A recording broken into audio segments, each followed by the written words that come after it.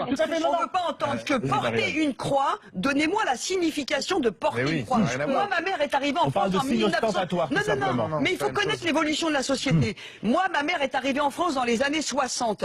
Mon père lui disait, tu sais, ici on est en France, donc tu t'habilles à la française, d'accord? Je n'ai jamais vu ma mère voilée en France. Elle se voilait à la maison, éventuellement avec un petit foulard. Aujourd'hui, on a des branleuses à 12 ans qui vous donnent des leçons, qui vous disent, oh mais toi la mécréante, t'es athée, t'es machin. Mais depuis quand on serait moins bonne musulmane que si on portait le... Et c'est des gens comme ça qui banalisent et qui font la comparaison avec une nana qui est dans une église et qui donne sa vie au bon Dieu avec sa croix et son machin. Depuis quand les bonnes sœurs, elles se présentent aux élections, aux législatives avec des voiles jusqu'à... Arrêtez de banaliser et de dire c'est pas grave. Parce que dans ces pays, en Algérie, en Tunisie, au Maroc et dans les pays du Moyen-Orient, les femmes, elles souffrent. Et moi, ça me fait chier de voir que je suis née musulmane et qu'il y ait des gens qui n'ont rien à voir avec cette religion et qui me donnent des leçons à moi en me disant mais faut attention, mais tu sais quand tu mets une croix, vous savez pourquoi on met une kippa? C'est de l'humilité. Et ben pourquoi on met un voile? Parce que le mec il est incapable de se tenir quand t'as une jupe. Et ben il va se faire foutre, il se tient ou il dégage.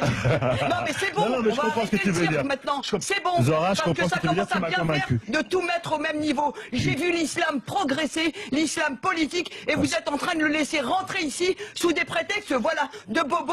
Ouais mais eh ben fous ta femme en voile et puis tu verras si c'est bien. Non mais ça commence à m'énerver tout ça.